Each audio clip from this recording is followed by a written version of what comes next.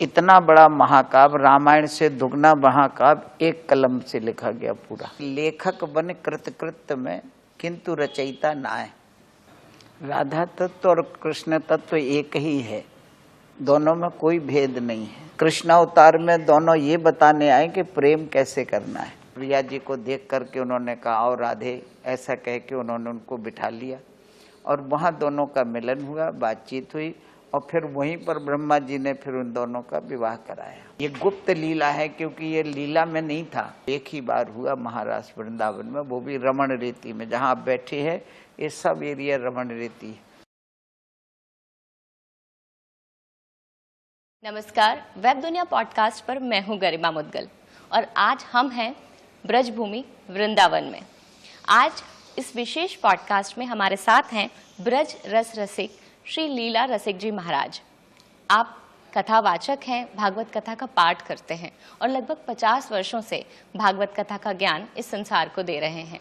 आज इस विशेष पॉडकास्ट की एक और विशेषता है जो आप देख सकते हैं कि हम एक मंदिर में बैठे हैं जिसका नाम है श्री प्रिया प्रीतम धाम।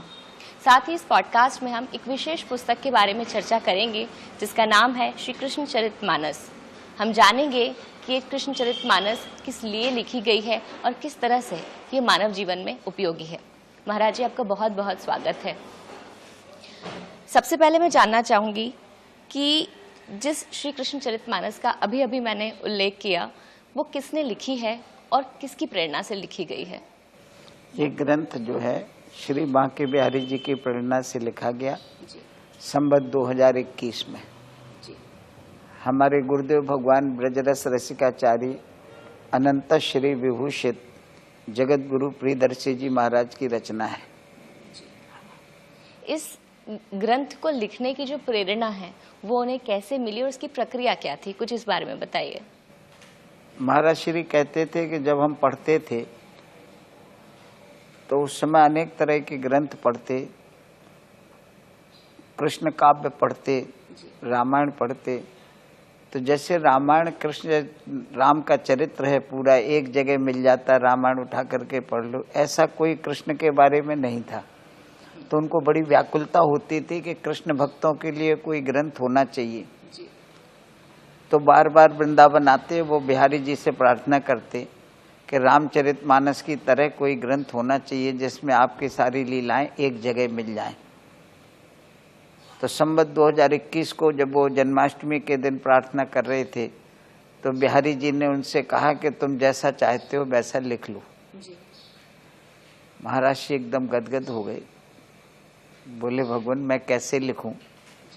जिनको बड़े बड़े संतों ने लिखा, वेदव्यास जी ने लिखा, सूरदास जी जैसे संतों ने गाया, मैं कैसे लिखूं? बोले नहीं तुम लिखो। ऐसा जब बिहारी जी ने बार बार कहा तो गुरुदेव भगवान एकदम रोने लगे, भाव विभोर हो गए और सीधे बरसाने धाम गए। श्री जी से उन्होंने प्रार्थना करी कि हे राधा रानी, ठाकुर जी ने ऐसा कार्य सौंपा है, अब आप इसको पूरा कराएं। उनसे प्रार्थना करके वो आ रहे थे, रास्ते में एक जगह उनको एक घर मिला, उस पर लिखा हुआ था श्री राधा धाम जी। तो महाराज जी को अचानक ऐसा लगा कि तो अपने ही घर है राधा रानी का, तो वो उसके अंदर घुस गए। जब अंदर पहुंचे तो वहाँ उनका परिवार बैठा हुआ था। तो उन्होंने देखा एक संत आए हैं, चूंकि वो वैसे पीले रंग की बगलबंदी धोती पहनते थे तो अलग दिख गए, कोई संत आए। तो उन्होंने स्वागत किया, कैसे आए महाराज जी, कहाँ से आए? बोले बस यहाँ से निकल रहा था, श्री राधा धाम देखा तो हमको लगा तो अपने ही घर है, तो मैं चला आया। आइए बैठी, बिठाया। तो वहाँ पर एक छोटी सी कन्या थी, उससे पूछा गुरु जी ने तेरा क्या नाम है? तो उसने कहा मेरा नाम है राधा। अच्छा। हाँ। उसके हाथ में एक कलम था जी। तो गुरु जी ने कहा दिखा जरा मेरे को अपना कलम। तो उसने दिखा दिया। दिखाने के बाद फिर उसने ले लिया। गुरु जी ने कहा बेटी ये कलम हमको दे दे, मैं इससे कृष्णचरितमानस लिखूंगा। तो उसने कहा ये नहीं देंगे। उसने और 2-4 कलम निकाल करके गुरु जी को दिखाई, ये ले ले, ये ले ले, ये ले ले। गुरु जी ने कहा नहीं मैं तो ये लूँगा। तो उसके माता पिता ने कहा बेटा दे दे, संत हैं हम और ला देंगे। ये नहीं दूंगी। ऐसे थोड़ी देर वो करती रही, फिर आखिर में गुरुजी बोले मैं तो जाइए लूंगा। तो आखिर में उसने कहा जे तो ले ले, तू जाइए ले ले। ऐसे कह के उसने वो कलम गुरुजी को दे दिया जी। और गुरुजी वो कलम लेकर के चले आए। गुरुजी बताते थे कि वो अद्भुत कलम था। वो कैसे? एक तो वो उस जमाने का लगभग 50-60 साल पुराना पारकर पेन था वो, और उसकी विशेषता ये थी कि गुरुजी बोले जब भी मैं उसको लिखता वो चालू हो जाता। रात में लिखा, सोते में लिखा, कभी कुछ ध्यान आ गया तो मैं लिखा। ना कभी हमने उसको इंक बदली, ना उसकी रिफिलिंग की, न कभी हमने उसको हिलाया डुलाया। कब 24 घंटे चलता था। और इतना बड़ा महाकाव्य, रामायण से दुगना महाकाव्य एक कलम से लिखा गया पूरा। ये आपको मानेगा इतना बड़ा ग्रंथ? जी जी है ना। और जब ये ग्रंथ पूरा हो गया तो लास्ट में गुरुजी उसमें साइन करना चाहते थे प्रियदर्शी, और तारीख लिखना था, वहां जाके वो बंद हो गया। मतलब हम क्या ये मान सकते हैं, जैसे आपने जो कथा सुनाई कि ग्रंथ तो पूरा लिख लिया लेकिन नाम नहीं लिख पाए, तो क्या ये इस तरफ संकेत है कि ये स्वयं ईश्वर ने रचना करवाई थी? ये चूंकि राधा रानी ने उनको लिखाया जी। गुरुजी कहते ऐसा लगता था कि प्रिया जी कह रही हैं ये लिखो ये लिखो ये लिखो, तो मैं लिखता रहता था। तो एक जगह उन्होंने लिखा कि लेखक बन कृत में किंतु रचयिता नाय। मैं इसके लेखक हूँ, रचनाकार नहीं हूँ। कोई बोलता गया, मैं लिखता गया। तो फिर उन्होंने कहा तो फिर हम साइन अपना कैसे कर सकते थे। राधा रानी ने लिखाया तो फिर वो कलम वहां बंद हो गया। गुरुजी ने उसको रख दिया। आज भी गुरुजी के घर पर वो रखा हुआ है, और दीपावली के दिन उसकी पूजा करते थे गुरुजी जी। ऐसा वो अद्भुत प्रसंग है जी, जिससे वो लिखा गया। बहुत सुंदर कहानी है, कथा है, लीला है। मैं कहूँगी कृष्ण का जब नाम आता है तो हम सम्मोहित हो जाते हैं, और हो भी क्यों ना। बांके बिहारी ने जितनी लीलाएं रचाई हैं वो सम्मोहन से कम नहीं। लेकिन जब नाम आता है राधा का तो हमारे पास बहुत कम ज्ञान उनके बारे में होता है। राधा के बारे में और भी कई सारी मान्यताएं हैं। मेरा प्रश्न आपसे ये है कि दरअसल ये राधा जो तत्व है, मैं तत्व कहूंगी इसे, राधा कोई चरित्र नहीं मैं मानती या कोई पात्र नहीं मानती, वो एक तत्व थी, सार थी। ये राधा तत्व क्या है? राधा तत्व और कृष्ण तत्व एक ही है, दोनों में कोई भेद नहीं है। जो राधा है वही कृष्ण है, जो कृष्ण है वही राधा है। और अगर पहले से कहा जाए तो जो राम है वही कृष्ण है, जो सीता है वही राधा है। हाँ, रामावतार में आए थे ये बताने के लिए कि एक साधारण गृहस्थ को कैसे रहना है संसार में, गृहस्थी में रह के कैसे अपना काम करना है, ये बताने के लिए आए थे रामावतार में, राम सीता बन के। कृष्णावतार में दोनों ये बताने आए कि प्रेम कैसे करना है। जैसे राधा कृष्ण से प्रेम करती है, कृष्ण राधा से प्रेम करते, ऐसा प्रेम हमारा होना चाहिए भगवान से। प्रेम तभी हो सकता है जब वो निर्मल हो, उसमें किसी तरह का विषय विकार नहीं हो, तो वो प्रेम की श्रेणी में। तो राधा और कृष्ण ये बताने के लिए आए, दोनों एक ही तत्व हैं। भगवान कृष्ण ने अपने बाएं अंग से राधा रानी को प्रकट किया, फिर राधा रानी ने अपने स्वरूप से फिर गोपी जनों को प्रकट किया, और पूरा एक ब्रजमंडल की पूरी स्थापना की उन्होंने। गोलोक धाम में सारे लोग रहते हैं, और जब अवतार काल होता तो ये सारे लोग वहाँ से अवतरित होते हैं और लीला करने के लिए आते हैं। तो राधा और कृष्ण एक ही तत्व है, कोई फर्क नहीं। फर्क भले ही ना हो, लेकिन ये भेद इतना गूढ़ है कि मनुष्य का शायद पूरा जीवन बीत जाए और वो फिर भी इसकी थाह न पा सके। तो कृष्ण और राधा की जो लीलाएं हम सुनते हैं उसमें अनेक कथाएं हैं, बहुत सारी कथाएं, कुछ कथाएं विस्मयकारी भी हैं, बड़ी अनोखी भी लगती हैं। ऐसे ही मैंने एक प्रसंग सुना है कि एक बार कृष्ण जी ने राधा जी के पैर छुए थे। ये किस तरह की लीला थी, इसके बारे में कुछ बताइए। एक बार नहीं, उन्होंने अनेक बार पैर छुए जी। हमारे यहाँ संतों ने लिखा, ब्रह्म में ढूंढो पुराणन गानन, वेद ऋचा सुन चौगुने चायन, देखियो सुनो कबहू न कितु, वो तो कैसे स्वरूप और कैसे शोभायन।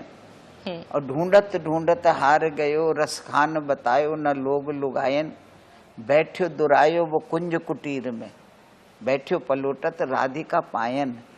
जी। वो ढूंढते ढूंढते थक गए, कहीं नहीं मिला।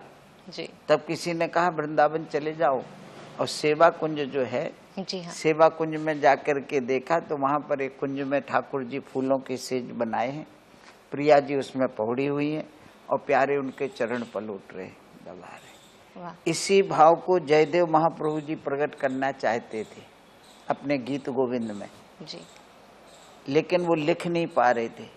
देह में पद पल्लवम उदारम, वो लिखना चाहते थे कि हे राधा रानी अपने चरण कमल हमारे हृदय और मस्तक पर रख दो तो मेरे को थोड़ी शांति मिले, शीतलता मिले। जी फिर जयदेव महाप्रभु जी रुक गए लिखते लिखते। कलयुग आ रहा है, लोग क्या कहेंगे कि कृष्ण को ऐसा बना दिया कि वो राधा के चरण सिर पर हृदय पर रखना चाहते। जी तो नहीं लिखा उन्होंने। चले गए स्नान करने के लिए, अपनी पत्नी पद्मा से बोले मैं स्नान करने जा रहा हूँ। वहां से किंदुबिल वाटिका से 18 कोस जाते थे स्नान करने योग बल से, तो चले गए। जी जगन्नाथ जी में जगन्नाथ जी विचार करने लगे कि जयदेव मेरे रस भरे स्वरूप को प्रकट करना चाहता है। ये तो मैं भी चाहता हूँ, 1000 बार चाहता हूँ कि राधा रानी के चरण कमल हमारे हृदय पर रखे रहें, हमारे मस्तक पर हों, पर ये संकोच कर रहा है। तो चलो मैं ही पूरा कर दूं, आज मेरे मन की इच्छा पूरी हो जाए। तो वो जगन्नाथ जी फिर जयदेव महाप्रभु जी का रूप बना करके आए। पद्मा जी ने देखा, अरे आप तो स्नान करने बोले, आज मैं स्नान यहीं घर पे करूंगा। हो भाग्य। उन्होंने तुरंत गर्म जल किया, उनको स्नान कराया अपने हाथ से घर में, और फिर भोजन बना के प्रसाद पवा के उनको शयन कराया। शयन करा के पद्मा जी आके अपना प्रसाद पाने लगी। उसी बीच में जयदेव जी बन करके उन्होंने वो लाइन पूरी करके जगन्नाथ जी चले गए। जी पद्मा जी का नियम था कि उसी थाली में भोजन करती थी वो जिसमें जयदेव जी पाते थे। उसके बाद जी इतने में जयदेव जी आ गए, असली वाले। वो तो चले गए ठाकुर जी। जी जैसे उन्होंने देखा पद्मा भोजन कर रही, और पद्मा जी ने देखा जयदेव जी अभी आ रहे, तो पद्मा जी से पूछा उन्होंने, देवी ये कौन सी लीला हो रही? कहा महाराज हम भी पूछ रहे हैं आपसे, आप ये क्या लीला कर रहे हैं? आपने तो अभी स्नान यहाँ किया, आपने अभी विश्राम किया, आपने भोजन किया। बोले नहीं मैं तो अभी आ रहा हूँ। कहाँ किया? बोले कक्ष में। तो दोनों दौड़ करके गए तो वहाँ फूलों की सेज पर पड़े थे, फूल पड़े थे सेज पर, महक रहा था वो कमरा। महाप्रभु जी दौड़ करके गए, देखा उन्होंने, ओहो, उनके हाथ से लिखा, उनकी राइटिंग में पूरा पद था वो। तो बोले पद्मा तू धन्य है, ये जगन्नाथ जी आए थे, मैं ये लिखना चाहता था राधा रानी के बारे में तो लिख नहीं पाया, और तू धन्य हो गई, तूने उनको स्नान कराया, उनको भोजन कराया, उनके चरण दबाए और उनका जूठी थाली में खाया। हाँ, उनका तो मेरे को भी दे, प्रसाद कहाँ है? बोले वो तो मैंने खा लिया उस थाली में, कोई बात नहीं। तो जयदेव महाप्रभु जी ने आके उसी थाली में से वो प्रसाद जो भी था चखा, और कह दिया आज से जगन्नाथ जी के भोग में जूठा प्रसाद होएगा ही नहीं। आज भी जगन्नाथपुरी में आप जाइए, आप भोजन करके चले जाइए, उसी पत्तल में दूसरा आके बैठ के खा लेगा। जी हाँ, प्रेम बाजार में। तो ये तो है, राधा रानी के चरण तो ठाकुर जी ने कई बार जी चाहे भी और उनकी सेवा करी। महाराज जी, अभी आपने जयदेव महाप्रभु का जो जिक्र किया, जिसमें बताया कि वो संकोच कर रहे थे कि कलयुग आ रहा है, क्या सच में कलयुग में जो स्त्री और पुरुष के बीच का प्रेम है, इसकी तुलना कृष्ण और राधा के प्रेम से कभी की जा सकती है? नहीं, वो दिव्य प्रेम है जी। संसार में जो है मायक है, मायक की दिव्य प्रेम से तुलना कभी नहीं हो सकती। आप जो कथाएं हमें सुना रहे हैं, हम किसी और लोक में पहुंच गए हैं। लगता है जैसे कृष्ण और राधा की लीलाएं हमारे मानस में उभर रही हैं। राधा और कृष्ण की पहली जो भेंट है उसके बारे में भी एक बहुत सुंदर कथा है, वो भी हमें बताइए। दो तरह से बताया गया। एक तो ये बताया कि एक बार भगवान कृष्ण यमुना जी के किनारे आए हैं जी। भौरा चकई लेकर के, वो रस्सी में बांध के ऐसा फेंकते ना, लट्टू जी, वो घुमा रहे थे जी। औचक दीख परी तहाँ राधा। अचानक देखा सामने से छोटी सी प्रिया जी आ रही। तो एक तो पहली भेंट वहां मानी गई, खेलते हुए बात पूछा उन्होंने, तू कौन है? तो उन्होंने कहा मेरा नाम राधा है। कहा आप कौन है? तो उन्होंने कहा मैं कृष्ण। दोनों की वहां पर मिलना हुआ। तो पहला मिलन तो ये बताया जाता है कि यमुना जी के किनारे, और दूसरा हुआ है भांडीर वन में। वो एक बार नंद बाबा 3.25 वर्ष के बालकृष्ण लाल को गोदी में लेके गए भांडीर वन में जी। 9 लाख गैया हैं उनके, ऐसा बताते तो एक जगह तो होंगी नहीं, वो हर वन में उनकी गौशालाएं थी। भांडीर वन है, काम वन है, केली वन है, कुमुद वन है, वृंदावन है, ये सारे वनों में उनकी गौशालाएं थी। वहाँ पर तो वो निरीक्षण करने जाते थे। उस दिन वो जब गए वहाँ तो बड़ा आंधी तूफान आ गया। जमुना जी किनारे बैठे थे, जलपान किया तो घबरा गए कि क्या होगा। कन्हैया गोदी में है, वो रोने लगे, छोटे से बालकृष्ण लाल। उसी समय वहाँ पर किशोर अवस्था में राधा रानी प्रकट हुई। किशोर अवस्था 16 वर्ष की अवस्था को बताया जाता है। तो किशोर अवस्था की प्रिया जी प्रकट हुई। नंद बाबा ने उनको प्रणाम किया और बताया कि हमको गर्गाचार्य जी ने आपके बारे में बताया था, आप इनकी प्राणेश्वरी हैं, ये आपके प्रियतम हैं। तो उन्होंने कहा आप बाबा हमको दे दो और मैं अपना इच्छा पूरी करके फिर मैं इनको आपके यहाँ पहुँचा दूंगी, और ये बात किसी को बताना नहीं जी। या को अतिशय गुह्य बनाइयो, गोपनीय रखना है इसको कि हम मिले हमने, और तुमको जो चाहिए इसके बदले में तो हमसे मांग लो जी। तो नंद बाबा ने उनसे हाथ जोड़ करके भक्ति मांगी कि आप दोनों के चरणों की भक्ति, प्रियतम सहित भगति मोह दीजो, और यह मनोरथ पूर्ण की, जो कृष्णचैतमानस की लीला है ये, इसमें चौपाई आई। तो उन्होंने उनको तुम अरु यशमती दो मन माही, तुमको और यशोदा जी को दोनों को हमारी याद कभी भूलेगी नहीं। हम दो रहे दो उन पद से भी, नंद बाबा ने भी नहीं भुलाया यशोदा जी को, हम दोनों आपके दोनों की सेवा करें। तो वहाँ से वरदान लेके वो चले आए और प्रिया जी छोटे से बालकृष्ण लाल को भांडीर वन में गई, और वहाँ पर उनको रास मंडल की याद आ गई, दिव्य रास मंडल की। जैसे याद की प्रिया जी ने तो दिव्य रास मंडल प्रकट हो गया, और वो जो बालकृष्ण लाल थे वो गोदी में से गायब हो गए। और वहाँ पर बड़ा सुंदर एक पलंग पड़ा था, वहाँ सब दिव्य पदार्थ रखे थे। तो वहाँ पर किशोर अवस्था में भगवान कृष्ण लेटे हुए दिखाई दिए। पौढ़्यो मनहर मुस्कन बारू, मनोहर मुस्कान से युक्त किशोर अवस्था के ठाकुर जी पौने, और प्रिया जी को देख करके उन्होंने कहा और राधे, ऐसा कह के उन्होंने उनको बिठा लिया, और वहाँ दोनों का मिलन हुआ, बातचीत हुई, और फिर वहीं पर ब्रह्मा जी ने फिर उन दोनों का विवाह कराया भांडीर वन में जी। ये गुप्त लीला है, क्योंकि ये लीला में नहीं था जी। रामावतार में विवाह हुआ बाकायदा, ब्रह्मा जी नहीं कराया था जी। लेकिन यहाँ पर जब ब्रह्मा जी दर्शन करने आए भांडीर वन में, तो उन्होंने प्रार्थना की कि हमने 60,000 वर्ष तक पुष्कर में साधना करी जी हाँ, लेकिन हमको प्रिया जी के दर्शन नहीं हुए। हमको आश्वासन मिला कि कृष्ण अवतार में तो माना, तब तुमको हम दोनों के दर्शन होंगे। आज मैं आया हूँ। भगवान ने कहा ठीक है, क्या चाहते हो? तो उन्होंने पहले तो भक्ति का वरदान मांगा जी। फिर उन्होंने कहा कि हम आप दोनों का विवाह देखना चाहते हैं। तो उनका विवाह देखना, जो विवाह तो हो गया रामावतार में, तुम्ही ने कराया था। ब्रह्मा बन पंडित आए, ब्रह्मा बन के आप आए थे। कृष्णावतार में राधा के साथ हमारे विवाह की कोई लीला है ही नहीं। जब भगवान आते हैं तो उनका पूरा आने से लेके जाने तक का पूरा कार्यक्रम सेट हो जाता है। जैसे संसार में कोई बड़ा आता है राष्ट्रपति वगैरह, तो उसका 1-1 मिनट का प्रोटोकॉल रहता है। तो मेरा इस बार लीला में कोई है ही नहीं। ब्रह्मा जी ने कहा हो चाहे नहीं, पर हम आपका विवाह देखना चाहते। प्रिया जी से कहा बताओ क्या करें? तो प्रिया जी ने कहा क्या करें, बच्चा मचल जाता है तो उसकी इच्छा पूरी करना।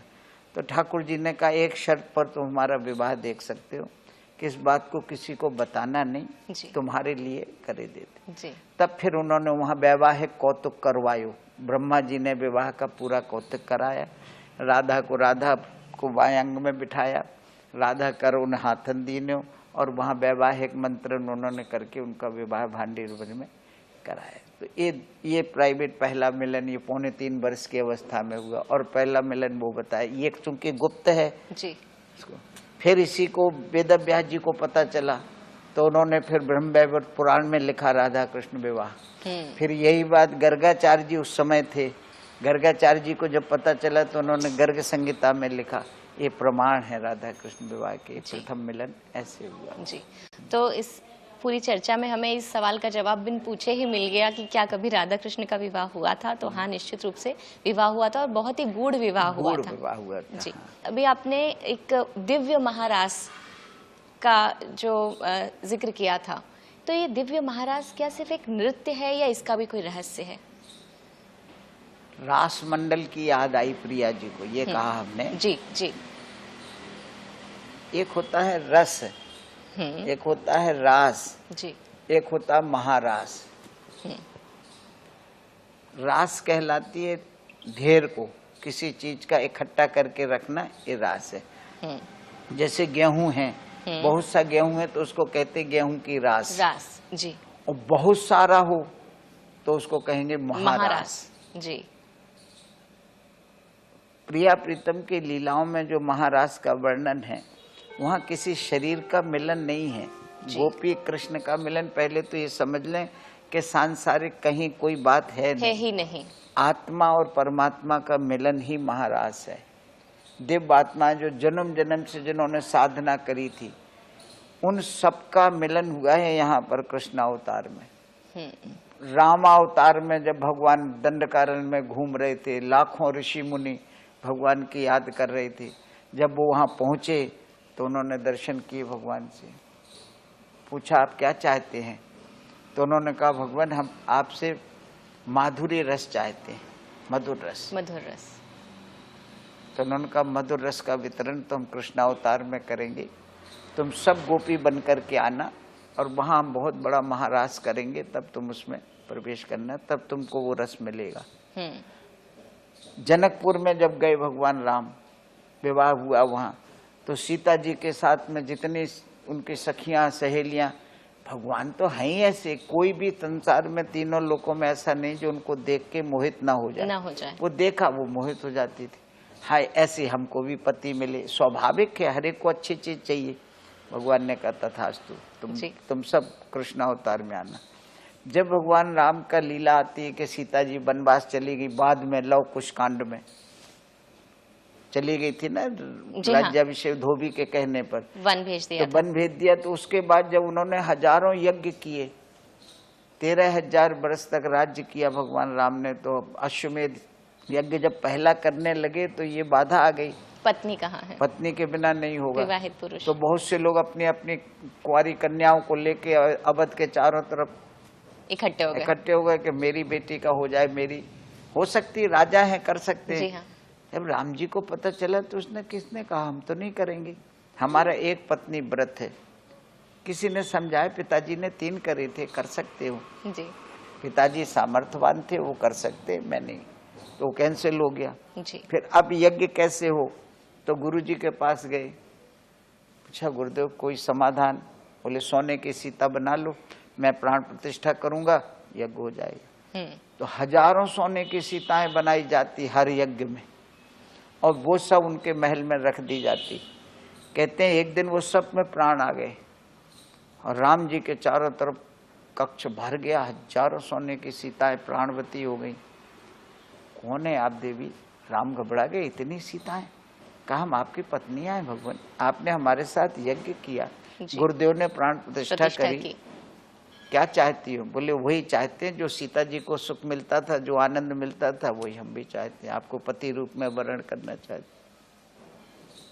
सब राम अवतार से कृष्ण अवतार में आना। इस तरीके से बहुत सारे दंडकारण्य के वेदों की ऋचाएं, वेदों के मंत्र जो भगवान की स्तुतियां करते रहते, लाखों मंत्र, वो सब चाहते थे ठाकुर जी को। सब ये सब मिलकर के यहाँ पर कृष्ण अवतार में 100 करोड़ गोपियां, युवती कोटि शत संग, ब्रह्म असंग अनंग अज, भरत रास रस रंग, बंदो अंग त्रिभंग उन। युवती कोटि शत संग, 100 करोड़ गोपियों के साथ में महारास किया भगवान ने जी। 100 करोड़ गोपियां और 100 करोड़ कृष्ण, आपने महाराष्ट्र में देखा हो, एक हर के गोपी पास एक कृष्ण कृष्ण एक गोपी एक, उतने स्वरूप बनाए भगवान ने। जी। और हर गोपी के साथ वो 6 महीने तक रास महारास हुआ। वो एक ही बार हुआ महारास वृंदावन में, वो भी रमण रीति में। जहाँ आप बैठे हैं ये सब एरिया रमण रीति है, और वहाँ पर बैठ करके भगवान ने फिर एक 6 महीने की रात्रियां हो गई। वो महारास था। वो बहुत गहरी बात है। वो हम लोगों के, हमारे गुरुजी तो कहते थे कि हम तो उसका वर्णन करने के लायक नहीं हैं जी। हाँ, महाराज के बारे में वहां प्रवेश नहीं है। उसको सुनने का अधिकारी है सर्वसंग त्यागी राजा परीक्षित, जिसने सब त्याग दिया। और सुनाने का अधिकारी है सुखदेव ऐसे परमहंस, जो पैदा होते जंगल में चले गए। ना तो ऐसे हम हैं, ना कोई सुनने वाला है। लेकिन चूंकि गीता प्रेस की कृपा से आज घर घर में भागवत पहुंच गई, घर घर में भागवत जी हो रही है। लोग बाग सुनते हैं तो कंफ्यूज हो जाते हैं। कहीं पर 2-4 लड़के लड़कियां बैठे, क्या अरे वो तो रास चल रहा। अरे रास को पहले समझो तो सही। बिल्कुल। रास ऐसी इतनी हल्की फुल्की चीज नहीं है, आत्मा परमात्मा का मिलन है। वो तो दिव्य रस है जी। और ये इसलिए भी बहुत ज़रूरी है कि जो हमारे पुराण हैं या जो हमारी कथाएं हैं, जो हमारे सनातन धर्म की पहचान है, उनको सही अर्थों में अगर हम अपनी जनरेशन को नहीं देंगे, हाँ जी, तो फिर वो इस तरह से हल्के में ही ली जाएंगी जी। और जैसे कि आपने कहा कि महाराज का अर्थ समझना हमारे बस की बात नहीं है। मुझे तो लगता है कि जितनी भी हम भगवान की कथाएं सुनते हैं, उन्हें सांसारिक अर्थों में लेना ही नहीं चाहिए। वे लौकिक तो थी ही नहीं, वे तो अलौकिक थी। ऐसी ही एक और कथा के बारे में आपसे जानना चाहूंगी। हम जानते हैं श्री कृष्ण और राधा उनकी परम सखी, उनकी प्रियतमा है, लेकिन एक समय आया जब राधा को कृष्ण से अलग होना पड़ा, और ये भी हम सुनते हैं कि एक श्राप की वजह से हुआ था। किसने दिया था ये श्राप? श्री दामा ने। कैसे? नित्य गोलोक धाम में भाई कोई काम करना है तो उसकी प्लानिंग तो होना चाहिए ना जी। भगवान अवतार लेना चाहते हैं, समय आ गया उनको अवतार लेना। कंस के उससे अत्याचार बढ़ रहे, बड़े बड़े अत्याचारी हो रहे, तो भगवान ने अवतार लेने का बनाया कार्यक्रम। तो प्रिया जी को भी आना है, सबको आना है, तो कोई लीला होना चाहिए। तो एक दिन बैठे थे गोलोक धाम में, एक सखी है बिरजा सखी, उसके साथ बैठे बातें कर रहे थे, हंस बोल रहे थे। उसी समय राधा रानी आई जी। राधा रानी ने देखा कि प्यारे उनसे बात कर रहे बिरजा सखी से, तो वहां से वापस चली गई। कोई बात कर रहा तो अपने चले। दरवाजे पर श्री दामा खड़ा था पहरे पर, तो उसने हाथ करके ऐसे रोक दिया प्रिया जी को। उसका भाव था कि आप मिल के जाइए, क्यों जा रहे। तो उस समय कहते राधा रानी को क्रोध आ गया कि इसने मेरे को कैसे रोका। तो उन्होंने उसको शाप दे दिया कि तू राक्षस हो जा। अच्छा। अब वो घबरा गया। बिन कारण कोपी, मैंने तो कुछ अपराध किया नहीं जी। तो गाली ऐसी चीज है जो बहुत जल्दी पैदा होती है। आवत गाली एक है, उल्टत होए अनेक। कह रहीम मत उलटिए, वही एक की एक। अच्छा। जैसे उन्होंने कहा कि तू राक्षस हो जा, तो उसने भी शाप दे दिया। इनने एक दिया, उसने 3 शाप दिए कि तुमको भी मानव योनि में जाना पड़ेगा। नारायण के अंश रायण के साथ में तुम्हारी छाया का विवाह होगा। तो अज्ञानी लोग तुम्हारी निंदा करेंगे, जो नहीं जानेंगे इसको वो तुम्हारी प्रेम की निंदा करेंगे। और तीसरा शाप उसने दिया कि तुमको श्री कृष्ण का 100 बरस का विरह होगा। बस ये सुन के राधा रानी मूर्छित हो गई। 100 बरस भगवान कृष्ण से अलग रहना सोच नहीं सकती। जब इतना कार्यक्रम हो गया तब भगवान कृष्ण उठ करके आए। तब तक बहुत कुछ बिगड़ी हो गई थी। वो तो जो कुछ कराना होता तो पूरा होना चाहिए ना जी। वो जो सखी से बात कर रहे थे, उसने देखा प्रिया जी आई तो नदी बन करके बहने लगी वो। और उसके साथ जो सखियां थे वो सब सप्त सिंधु सीमा विस्तारे, वो सब समुद्र बन करके वहां विहार करने लगी। उन्होंने आके संभाला, प्रिया जी को ढीढत बंधाया। क्या हो गया प्रिया जी का, ऐसा ऐसा हो गया। कोई बात नहीं, हमको आपसे 100 बरस अलग रहना पड़ेगा। तो उन्होंने कहा 100 बरस यहाँ के नहीं, हर जगह का टाइम अलग अलग है। यहाँ भी संसार में अलग है, यहाँ का अलग है, अमेरिका का अलग है, वहाँ का टाइम अलग है। तो उस समय उन्होंने कहा अपना यहाँ गोलोक धाम का नहीं, मृत्यु लोक के 100 बरस प्रिया जी पता ही नहीं लगेंगे। आपको हमको पता लगा इतने दिन बीत गए, कहाँ गए? जी 30-40 साल बीत गए, 50 साल बीत गए, 60 साल बीत गए। ऐसा लगा कि अभी तो छोटे थे, खेल रहे कूद रहे टाइम। जी लेकिन मैं आपके बिना 100 वर्ष नहीं रह पाऊंगी। तब उन्होंने समझाया, प्रिया जी लीला करने के लिए इस समय अपन को चलना पड़ेगा और हमारा तुम्हारा नित्य मिलन होगा, तुम चिंता मत करो, वृंदावन में आएंगे। जी तो वो श्रीदामा के साप के कारण प्रिया जी को यहाँ पर 100 वर्ष का विरह जी सहना पड़ा। जी राधा जी को तो उन्होंने शांत कर दिया कि ये मृत्यु लोक के 100 वर्ष होंगे, पर उनको तो जो श्राप मिल गया था राक्षस बनने का, फिर उनका क्या हुआ? उनका ये हुआ, भगवान कृष्ण ने कहा तुम चिंता मत करो श्रीदामा, तुम जो राक्षस बनोगे वो छोटे मोटे नहीं बनोगे। तुम शंखचूड़ नाम के राक्षस बनोगे, तुम तीनों लोकों को जीत लोगे। जी तो तुम सारे राक्षसों के नेता बन जाओगे। तब शंकर भगवान तुमको त्रिशूल से मारेंगे, उस समय तुम्हारा राधा जी का दिया हुआ शाप खत्म हो जाएगा, फिर तुम वापस गोलोक धाम आ जाओगे। जी उसका भी निराकरण किया। तो यही राधा नाम की महिमा है कि श्राप भी कोई छोटा मोटा नहीं मिलेगा, और श्राप भी मिला तो वो मोक्ष का मार्ग बन जाएगा। बिल्कुल। जी हम वृंदावन भूमि पे हैं, पुण्य भूमि है। क्या कारण है कि वृंदावन भूमि की इतनी महिमा है? इसलिए कि ये ठाकुर जी का घर है, धाम है। जी ये ब्रज भूमि जो है कोई तीर्थ नहीं है।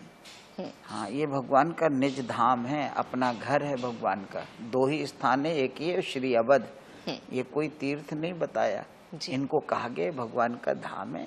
यहाँ तो आने से यहाँ कुछ भी हो जाए, जन्म हो जाए, मरण हो जाए, 16 संस्कार में कोई संस्कार हो जाए, तो यहाँ तक कह दिया पुनर्जन्म नहीं है।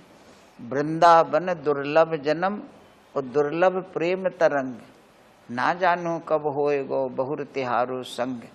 वृंदावन में जन्म लेना दुर्लभ है और फिर ठाकुर जी से प्रेम हो जाना और दुर्लभ है। तो ये ब्रजभूमि बहुत महान है। चिरियन की चहकार सो निकसत राधा नाम, प्रियदर्शी संगीत में सोई वृंदावन धाम। यहाँ की चिड़ियाँ बोलती हैं तो राधा नाम बोलते हैं।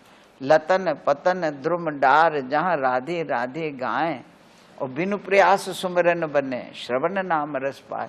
यहाँ भजन करना नहीं पड़ता है, अपने आप होता है, क्योंकि यहाँ तो कण कण में राधा नाम निकल रहा है। इसीलिए बड़े संतों ने, व्यास जी ने लिख दिया, व्यास भरोसे कुंवर के सोबत पांव पसार। अब लोगों को अच्छा नहीं लगेगा तो आलसीपन है, सोबत पांव पसार। वो कह रहे हम तो राधा रानी के भरोसे हैं, वृंदावन में आ गए तो ये तो दिव्य भूमि है। आपने भजन की बात कही। भक्ति जो मार्ग है वो बहुत सहज मार्ग है, ईश्वर का प्रिय मार्ग है, बहुत सरल मार्ग है। वृंदावन के लोगों को तो मोक्ष मिल जाता है यहाँ जन्म लेने से, क्योंकि ये ठाकुर जी का निज निवास है।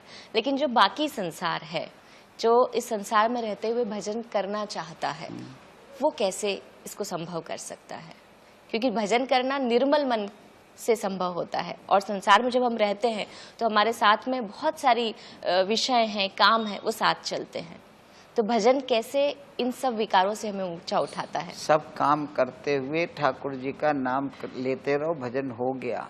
सबसे सरल काम है भजन करना, सबसे सरल। कुछ भी नहीं करना, काम करत जग को रहो सुमरत उनको नाम, बस हो गया भजन। जी सब काम करते रहिए। गृहस्थी में है तो क्या करेंगे, छोड़ के थोड़ी जाएंगे। गोपियों के घर में 1000 काम थे, इतना बड़ा परिवार, खाना बनाना, गायों की सेवा करना, कपड़े धोना, जमुना जल से लेकर के आना, सब पानी की व्यवस्था नहीं। फिर उस दूध दही को निकालना, फिर जाके बेचने जाना, फिर सास ससुर की सेवा करना, बच्चे पालना, इतना सब करके ब्रज में गोपी प्रेम की ध्वजा कहलाई। आज तक ऐसा प्रेम किसी ने नहीं किया गोपी जैसा। कब? संसार का काम करते हुए, जो भी काम कर रही उसमें ठाकुर जी की याद। भजन जो है बहुत सरल है, कुछ भी करते रही, बस भगवान की याद बनी रहे, यही भजन है। और अगर भगवान की याद बनी रहे तो हम जो भी सांसारिक काम करते हैं, मुझे लगता है जब हम उसे ईश्वर को समर्पित करते हैं तो हम कुछ गलत भी नहीं कर सकते। जी बिल्कुल यही है जी। सब जो भी करे सब भगवान को समर्पित करते जाइए, भजन हो गया। महाराज जी, आज जिस विशेष पुस्तक की प्रेरणा से हम ये बातचीत कर रहे हैं, इस पुस्तक के बारे में बताइए कि किस तरह से लिखी गई है, क्या इसमें कुछ खंड हैं, या ये किस तरह से, और ये कितनी बड़ी किताब है? ये श्री रामचरितमानस से दुगना बना ग्रंथ है ये। अच्छा। आज तक भारतवर्ष में नहीं लिखा गया। जी। कृष्ण काव्य इतना बृहद पहली बार लिखा गया, दोहा चौपाई में रामायण की शैली पर लिखा गया। इसमें 7 कांड है। जी। रामायण में भी 7 कांड है। इसमें पहला इसका कांड है श्री गोलोक कांड, जहाँ से लीला प्रारंभ हुई। और दूसरा कांड है इसका श्री गोकुल कांड, भगवान मथुरा में प्रकट हुए, गोकुल चले गए। जी। तीसरा है वृंदावन, जब भगवान आए तो वृंदावन कांड, सबसे बृहद कांड इसका वृंदावन कांड। चौथा वहां से चले गए मथुरा, तो चौथा कांड इसका मथुरा कांड है। वहां से चले गए भगवान द्वारकापुरी, तो 5वां कांड इसका द्वारका कांड है। और 6वां कांड इसके अंदर लिखा गया ज्ञान विज्ञान, जीव क्या है, ब्रह्म क्या है, माया क्या है, ये सारे तत्व ज्ञान की बातें इसमें 6वें कांड में। और 7वां अंतिम कांड है सिद्धि साधना कांड। क्या साधना करके लोगों ने सिद्धि पाई, गोपी भाव की प्राप्ति अर्जुन को हुई, वेद व्यास जी को हुई, कैसे हुई, वो सारी बातें, प्रेम का स्वरूप क्या है, वृंदावन का स्वरूप, आदि आदि ये 7 कांड में लिखा गया। आज वेब दुनिया पॉडकास्ट पर आपने हमसे बात की, कृष्ण और राधा के चरित्र को समझाया, मानव जीवन का क्या उद्देश्य होना चाहिए और किस तरह से श्री कृष्ण चरितमानस के माध्यम से हम अपने जीवन में भजन के माध्यम से परमात्मा की प्राप्ति कर सकते हैं, ये सब हमें समझाया। इसके लिए 3 बातों की जरूरत है। जी। पहला है रूप ध्यान। रूप ध्यान। जब आप भजन करने बैठे, पाठ पठन करने बैठे, तो खाली पढ़ते नहीं जाएं, गाते नहीं जाएं। जी। जो भी आप गा रहे हैं, जो भी बोल रहे हैं, उसका ध्यान होना चाहिए साथ में, रूप ध्यान। जी। दूसरी बात है इसमें दीनता। दीनता माने सरलता, बिल्कुल सरल बन करके, कोई अभिमान नहीं होना चाहिए, पात्र बन के बिल्कुल सरल बन के, दीन भाव होना चाहिए। कितना दीन भाव, जैसे महाप्रभु चैतन्य ने बताया, तृणादपि सुनीचिन, तिनके से भी नीचे बन करके। और तीसरी बात है साधना में सबसे जरूरी आंसू। आंसू के बिना भजन नहीं हो सकता, आंसू बरसाने पड़ेंगे। भगवान की याद करके एकांत में बैठ के रो, उससे क्या होगा, अंतःकरण शुद्ध होगा। जी। 2 तरह के आंसू हैं, एक आंसू निकलेंगे ठंडे, एक निकलेंगे गर्म। कभी अनुभव करना आप, जब मिलन की लीला पढ़ोगे, ठाकुर जी से मिलन हो रहा है, राधा कृष्ण का मिलन हो रहा है, 100 बरस के बाद मिले, कुरुक्षेत्र में मिलन हुआ, सूर्य ग्रहण के समय मिले, तो उस समय की लीला जब आप पढ़ेंगे तो आपको रोना आएगा। मिलन हो रहा, 100 साल बाद किशोरी जी मिली हैं कुरुक्षेत्र में। जी। तो मिलन की लीला, कोई भी लीला मिलन की पढ़े, भरत जी का मिलन हुआ, तो ये मिलन की लीलाएं हैं। तो इसमें जब आदमी भाव विभोर होता है तो उसके ठंडे आंसू निकलते हैं। वो आंसू क्या करते हैं, हमारे जन्म जन्म के पाप कर्मों को, पुण्य कर्मों को भस्म कर देते हैं। पाप भी और पुण्य भी। हाँ। और दूसरा है विरह की लीला। जी। जब आप विरह में रोते हैं भगवान के, चले गए भगवान मथुरापुरी, तो भक्त रो रहे, गोपियां रो रही, राधा रानी रो रही, उनकी जब आप याद करके रोते हैं तो गर्म आंसू निकलेंगे, विरह के आंसू गर्म होंगे। गर्म आंसू से पाप भस्म हो जाएंगे और मिलन के ठंडे आंसू से पुण्य भस्म हो जाएंगे। न पाप बचेंगे न पुण्य बचेंगे। जब दोनों खत्म हो जाएंगे तो फिर क्या बचेंगे, नित्य शुद्ध बुद्ध आत्मा बचेगी, और आत्मा और परमात्मा का मिलन, गोपी और कृष्ण का मिलन हो जाएगा। सीधी सी बात। अद्भुत। खैर, ये तो इतना गूढ़ था कि इस बात की तो मैंने कल्पना भी नहीं कही थी कि अश्रु में भी इतना भेद हो सकता है। और शायद यही भक्ति रस की महिमा है, जैसे आपने कहा कि पाप भी नष्ट कर रहा है और पुण्य भी नष्ट कर रहा है, और इस तरह से मोक्ष की प्राप्ति हो रही है। क्योंकि दोनों बंधनकारी हैं, भोग तो करना ही पड़ेगा उसका। जी। अगर पुण्य रहेंगे तो पुण्य भोगना पड़ेगा, ये अपन पुण्य भोग रहे हैं। जी। पाप रहेंगे तो पाप भोगना पड़ेगा। जी। एक को कहा गया लोहे की हथकड़ी, एक को कहा गया सोने की हथकड़ी। पर हथकड़ी दोनों है। हथकड़ी, बंधन तो दोनों है। तो दोनों से अलग होना हमें। इसीलिए गीता जी में भगवान ने कहा, कर्मण्येवाधिकारस्ते मां फलेषु कदाचन। कर्म करने में तेरा अधिकार है, और कर्म करके सारा फल भगवान को दे दो, तो तुमको ना पुण्य का फल मिलेगा ना पाप का फल मिलेगा। अपन पुण्य का फल चाहते हैं, पाप नहीं चाहते, पाप का फल नहीं तो एक चाहोगे तो दूसरा मिलेगा। फिर अपन दोनों दे दो, जो भी हमने दिन भर में किया भगवान गलती से अच्छे से, उस सब मैं आपको दे रहा हूँ। हमें कुछ नहीं चाहिए, तो पूछेंगे भगवान फिर तेरे को क्या चाहिए? मेरे को तो आप चाहिए, खत्म बात। आपका प्रेम चाहिए, मेरे को और कुछ नहीं चाहिए। महाराज जी, श्री कृष्ण चरितमानस जो इतना सुंदर ग्रंथ है हमारे पास, जो भगवत प्राप्ति का मार्ग है, जिसका श्रवण और पठन हम सभी को करना चाहिए, आज इसके बारे में आपसे चर्चा करके बहुत ज्ञान प्राप्त हुआ। बहुत बहुत धन्यवाद। धन्यवाद।